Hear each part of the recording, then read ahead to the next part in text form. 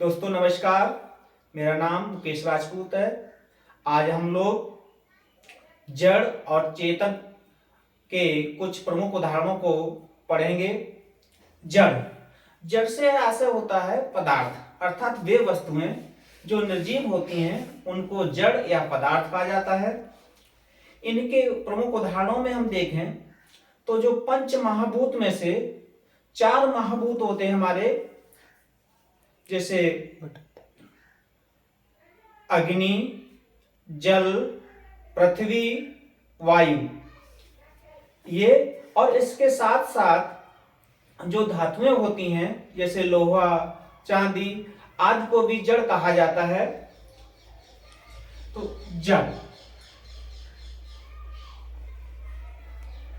जड़ में हम देखेंगे नंबर 1, इसके उदाहरण में सबसे पहले है अग्नि, ठीक है। नंबर 2 जल है। नंबर 3 पृथ्वी है और नंबर 4 वायु है।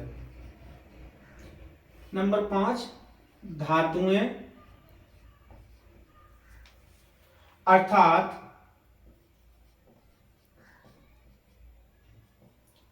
लोहा,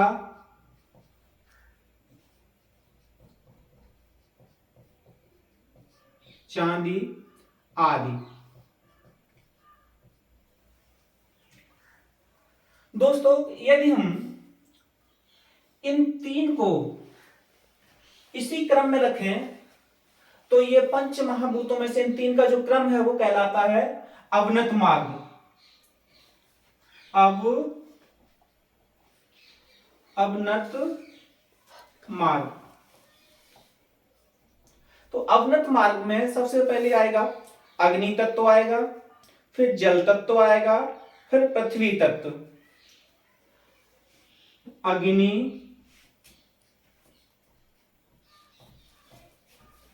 जल और पृथ्वी। अवनत मार्ग से उस मार्ग से आशय होता है जो हमको नीचे की ओर ले जाए, अर्थात पतन की ओर ले जाए, ठीक है। तो इनको कहा जाता है अवनत मार्ग। इंग्लिश में इनको हम कहते हैं एनो वे।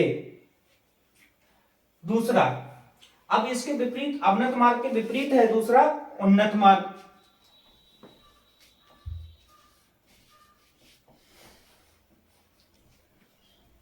उन्नत मार्ग में इनका क्रम पलट जाता है। पृथ्वी यहां पर सबसे लास्ट में था तो यहां पृथ्वी सबसे पहले आ जाएगा, पृथ्वी। जल मध्य में है तो यहां पे मध्य में ही रहेगा, और अग्नि बिल्कुल अंतिम में आ जाएगा, अग्नि। तो जब इन महाभूतों को इस क्रम में रख रहे हैं, अर्थात जब हम पहले पृथ्वी को रख रहे हैं, पृथ्वी के बाद फिर हम जल को रख रहे हैं और जल के बाद फिर हम अग्नि को रख रहे हैं, तो ये हमारा मार्ग कहलाता है उन्नत मार्ग, ठीक। इंग्लिश में इसको कहते हैं कीटो वे। इसका आशय यह है कि ये इस क्रम में जब ये महाभूत होते हैं हमारे, तो ये हमको उन्नति की ओर ले जाते हैं, प्रगति की ओर ले जाते हैं। अब हम देखेंगे चेतन के उदाहरण।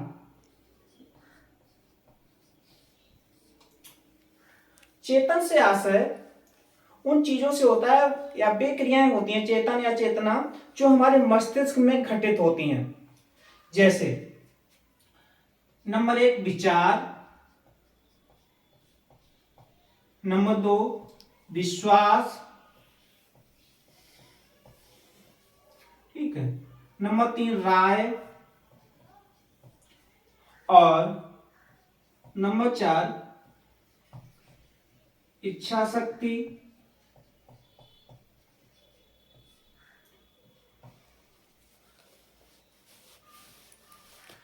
विचार, विश्वास, राय, इच्छा शक्ति, और नंबर 5 संवेग।